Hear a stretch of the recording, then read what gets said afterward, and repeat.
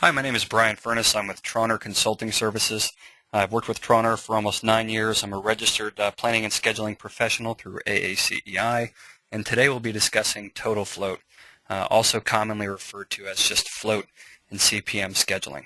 There's many different types of float in CPM scheduling. There's free float, there's total float, there's resource float, and I believe there's other types also, but what we're going to focus on today whenever we say float, we're referring to simply total float. So what is float in a CPM schedule? Well, float in a CPM schedule essentially is a mathematical calculation. We get it by doing what's called a forward pass and a backwards pass. And the difference between the two is how we get total float. The forward pass calculates the earliest that we can start and finish an activity. And when we get to the end of the string of activities in a path, we go backwards and do what's called the backwards pass. And we calculate the latest that we can start and finish any activity in that path. And we take the difference between, again, the late dates minus the early dates gives us our total float. And what that tells us essentially is the amount of time that we can delay an activity before it starts delaying the forecast project completion date of that schedule. So typically if we have a positive float for an activity, that means that we can delay that activity without delaying the project. If we have a zero float, that typically means that we cannot delay an activity without delaying the project. And if we have a negative float, that means that activity is already behind and it has the potential to delay the project. Okay? What relationship does float have to critical path? Well, that's a good question, and really that depends on what type of project you're scheduling and how you scheduled your project. Traditionally, many definitions of critical path have defined a critical path by float. A lot of them say that the most negative float path in any schedule is the critical path, or some say that any path that has a float of 0 is the critical path. Okay, but as we've evolved more in scheduling and included different options in scheduling, the relationship between determining what is critical by float has really kind of gone out the window. Sometimes it can be used, but the large majority of the time, float is not relevant in determining what is on the critical path of the project. We've listed a couple things down here that do affect the calculation of float. Constraints affect the critical path and their calculation of float. Okay, we have an example of that we'll get to, and another thing that also affects the critical path and its determination of float is the use of multiple calendars in the schedule. Again, we'll discuss that a little bit more later. So let's get to an example on using constraints. We have a very, very simple schedule here. We have path A that is 40 days of duration. We have path B that is 20 days of duration. We have path C that is 10 days of duration. If we look at path A, the longest of path, okay, when will the project finish? Well, if we look simply at the duration, assuming that these paths are not tied together with any logic ties or anything, the project will finish on day 40 based on this plan. Why? That's because path A takes 40 days, B 20, and C 10. So path A is the longest path. It is controlling when the project will finish. Okay. Now, the earliest that path A can finish is also day 40. The latest path A can finish without delaying the project is also day 40. So that's why we see when we look at the TF, which is total float, next to path A, it has a total float of 0. Okay. Path B, the earliest it can finish is day 20, but the latest that path B can finish without delaying our project based on our current projection is day 40. In other words, path B could be delayed 20 days between days 0 and 40. And assuming that path A progresses as expected, path B will not delay the project. Okay. Therefore, path B has a total float of 20. It can be delayed 20 days between days 0 and 40 without affecting the project. Okay. Path C has a duration of 10, and path C, the earliest it can finish is on day 10, and the latest it can finish is on day 40 before it affects the project. So if we again subtract the late dates minus the early dates, 40 minus 10, we get 30. So our total float of path C is 30. Okay? So how long can path A be delayed without delaying the project? Again, our answer to that is 0 days. Okay? Path B can be delayed 20 days without affecting the project, and path C can be delayed 30 days without affecting the project. Again, that assumption and the calculation of float is based on the projection at the finite time of your schedule. And really what I mean by that is that's based on the data date of your schedule, the projection on that data date. Okay. Can we assume that the path with zero float is the critical path? Well, in this example, we can. Okay. This example is very simplistic. Okay. We do not have any constraints in this simple schedule. We're assuming that all activities on path A, B, and C are working on the same work schedule. Okay. And because of the simplicity of how we've laid it out, you can assume in this specific example that the path with zero float is the critical path. Again, that is path A, and it is controlling when the project will complete, and therefore it is the critical path. Okay? But can we assume that the path with zero float is always the critical path? Okay? The answer to that is no. And again, that's also true for can we assume that the path with the most negative float is a critical path? The answer to that is also no. Okay? Schedules today have evolved to include features that affect the calculation of float. Again, we mentioned these before, but they are constraints and calendars. Okay, let's talk about the first one, which are constraints.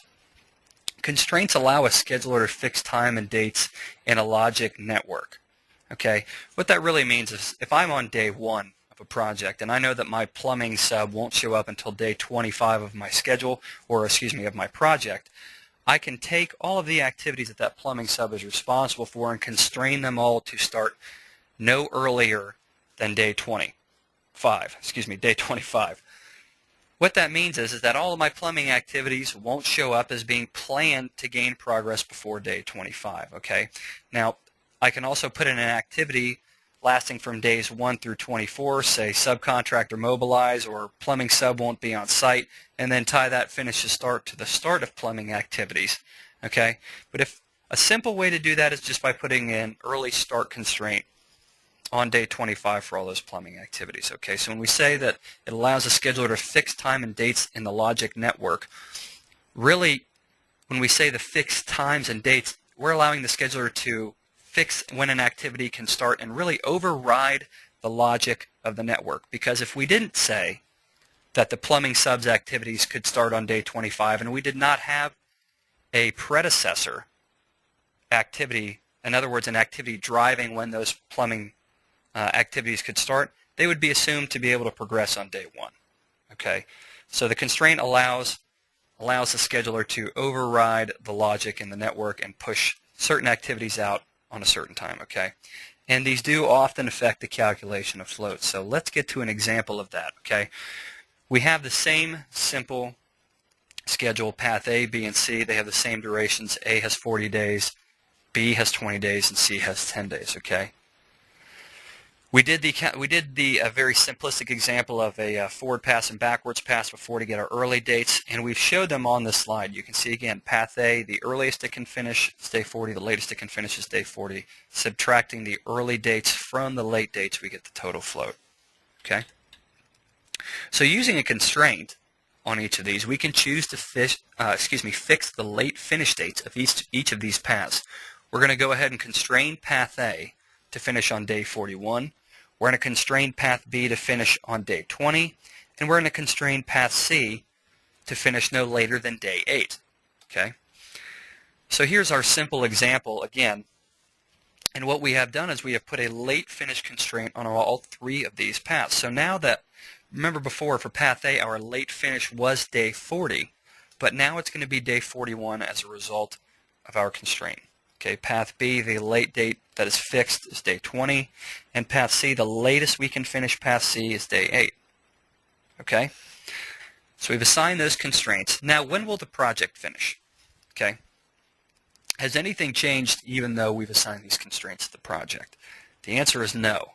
Okay, the duration of each of these paths is still the same, and that's what's going to determine when our project can finish. So, when will the project finish? Even though we put in a constraint on day 41 for path A, the project's still expected to finish on day 40. Okay? What path has the most negative float? Well, based on the constraints that we've input, we can see that path A has a total float of 0. Now that may seem weird because we put in a late finish of 41, but if you're using Primavera, it actually looks at the longest path, and even though we have assigned a constraint that is beyond the latest it was expected to finish before the constraint, it still recognizes that path A is the longest path and assigns it a total float of 0. Okay, you would expect to see a positive 1 there. Okay, but that's how it assigns it, so it maintains that path A is the longest path and has a total float of 0. Path B has a total float of 0 also. Okay, and that's really because we assigned that late finish constraint to day 20. Remember before, when we looked at an earlier slide, and I'll go back to it, when we looked at an earlier slide before we had the constraints, the late finish of path B was expected to be day 40. In other words, path B could be delayed 20 days and had a total float of 20. It could be delayed 20 days before it affected the project. But getting back to where we just were, now that we've assigned this late finish constraint to path B, the float of path B now is 0. The total float of path B is 0 as a result simply of the constraint. So we've assigned this constraint and it's cut out 20 days of float to path B. Now let's look at path C. We said that path C had to finish, the latest path C could finish was on day 8. Okay. Before we assigned the constraint, our late finish of path C was day 40, and before the early finish was day 10. The difference was we had a total float of 30. But now when we assign and we say that path C has to finish on day 8, really we're looking at path C has a total float of -2. Okay, and if you input these actual scenarios into Primavera, you will get the same results. So, what path has the most negative float? And answering that, that's path C. Okay, our shortest path on this project has the most negative float. Okay, and we also show here that 2 other paths have a float of 0. So if we go by the typical definition of what we still see using the industry for the critical path, which is the path with 0 float or the path with the most negative float, okay, path C would be the critical path based on those definitions. Okay, but what is truly still controlling the finish date of the project is still path A, even though our float values for path C is less than path A, and even though our float value for path B is equal to path A. Okay, so how long can path C be delayed without delaying the project? Well, based on our float value, path C cannot be delayed without delaying the project. In reality, path C can still be delayed 30 days before it delays the forecast project completion date. Which path is critical to the scheduled project completion date? We went over that, but again, that is path A. Why? It is the longest duration through the project and still controls when the project will finish, regardless of what the float value is of any of the paths. So constraints, we've gone over in a simple example here where constraints, we used finish constraints. Okay, but constraints are not just limited to finish constraints. There are also float constraints in schedule. You can assign a 0 float to any activity in the schedule. And there are also start constraints, okay? Again, we gave you a simple example where they affect the calculation of float, and this is just a very simple 3-activity schedule. You can imagine if you have sometimes 1,000 activities or even more, 10,000 plus activities in the schedule, you could have hundreds of thousands or thousands of constraints, how these will affect the calculation of float. Let's get into calendars. So we summed up our portion on constraints. Let's get into calendars. Calendars identify time periods when work cannot or will not be performed. Okay? A common example is a 5-day calendar with no work on weekends. Let's explain a little bit. Calendars aren't a bad thing.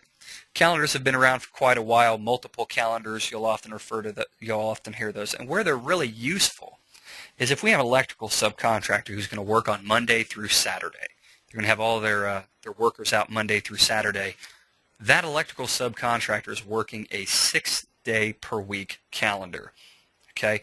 If my plumbing subcontractor is only going to show up on the site Monday through Friday, okay, my plumbing subcontractor is then only working a 5-day per week calendar. Okay? So my electrical sub would have would be expected to progress its activities 6 days per week, whereas my plumbing subcontractor would only be expected to progress its activities 5 days per week. Okay? These multiple calendars can also affect the calculation of float and really affect, it shows how the definition of the critical path when you go by float is incorrect. Okay, let's get into an example here, okay?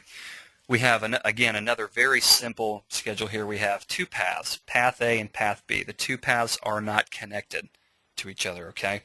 Inside of path A, we have two activities. We have activity 1 and activity 2. Activity 1 is 6 months. Excuse me. Activity 1 is 8 months. Activity 2 is 3 months. Inside of path B, we have two simple activities. We have activity 3 and activity 4.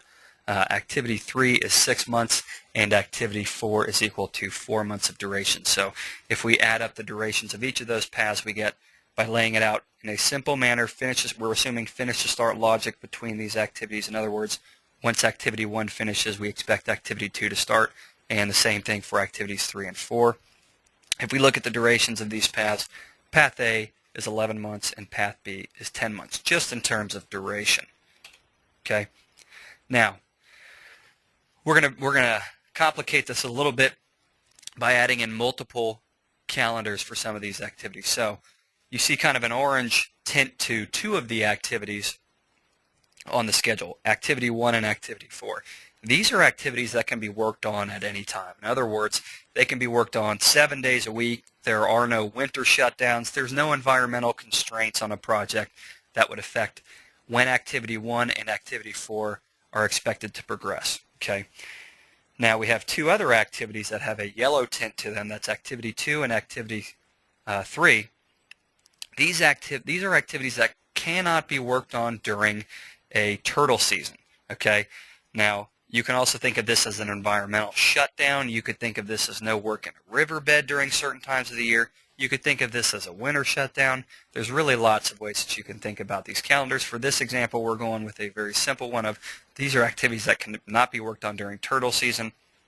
And turtle season is months 7 through 9 on this project.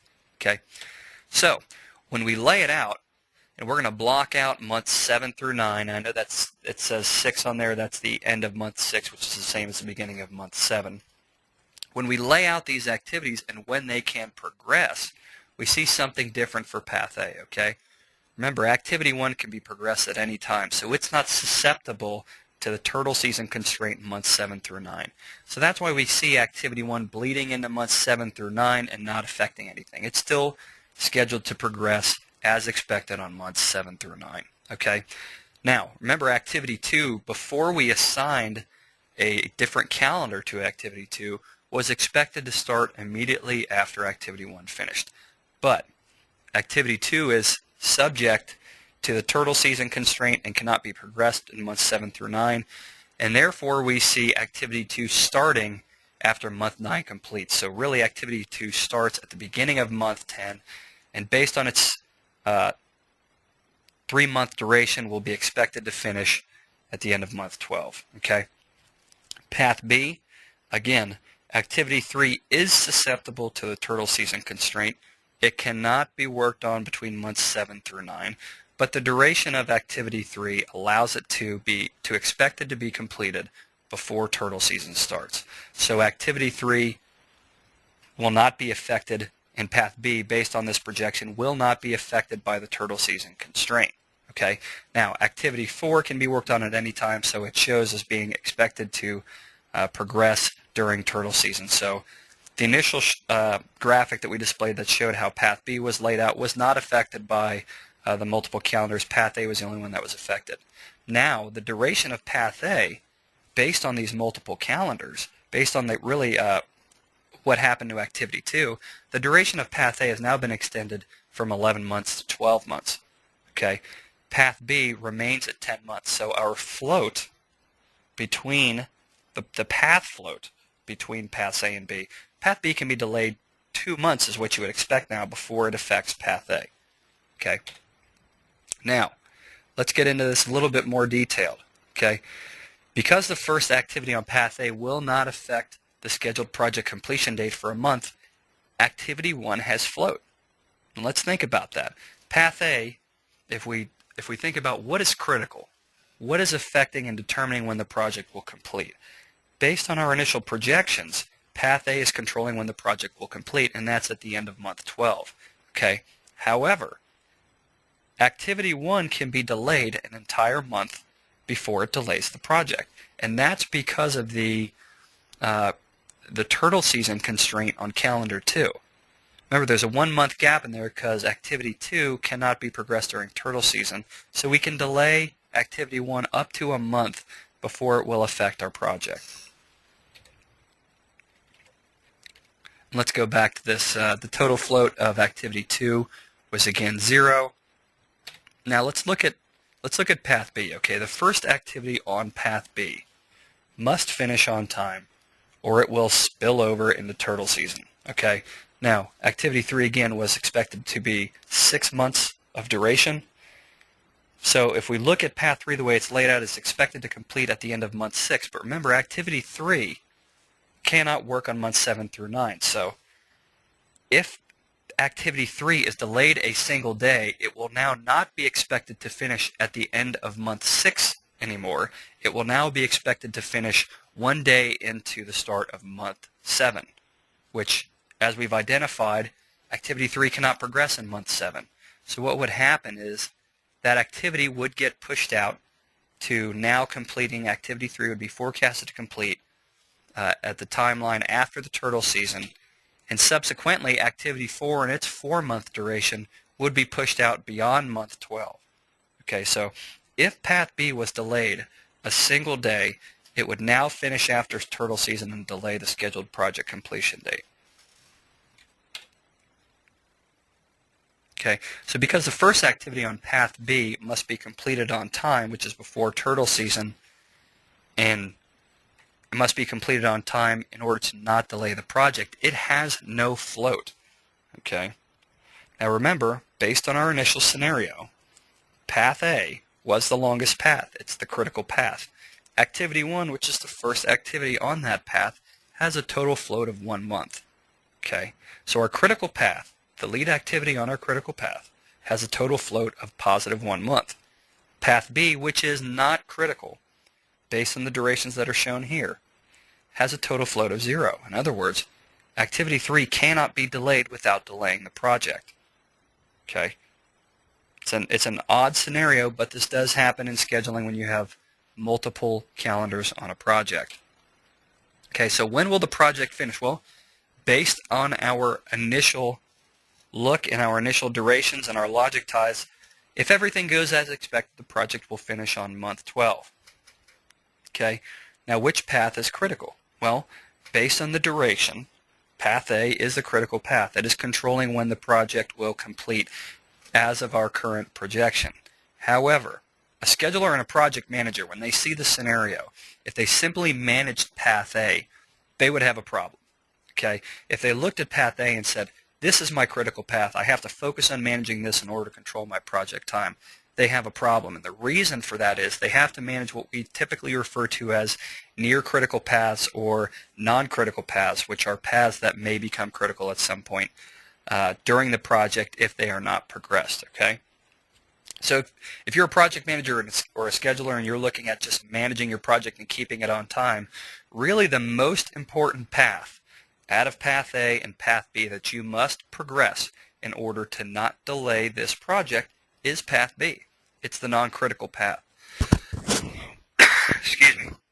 So if you're going to focus, if you're a project manager and you're focusing on keeping your project on time, you have to focus your resources and efforts on progressing path B in order to not delay your project. And path B, as of this point, is not the critical path of the project.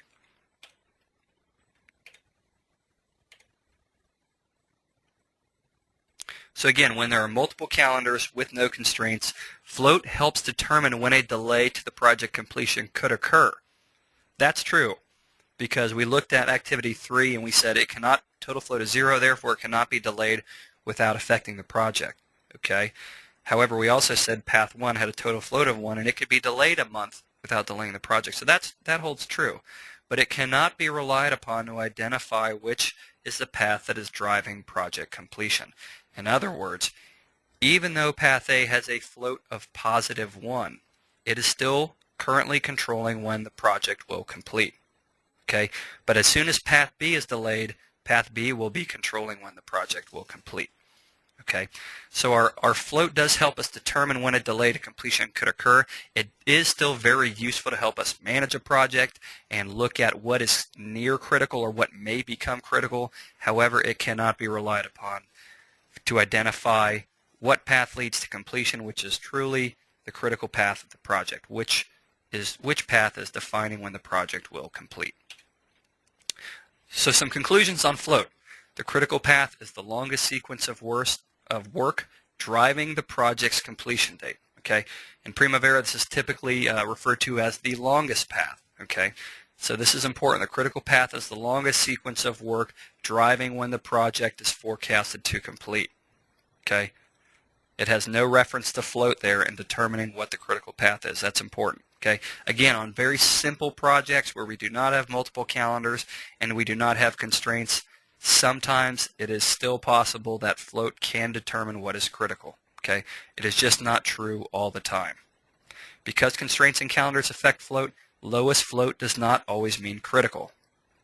Okay, this is really important. It's something that has occurred really a long time ago, but a lot of people still think lowest total float or most negative float determines what is on my critical path. We've given you two simple examples here where that is not necessarily true.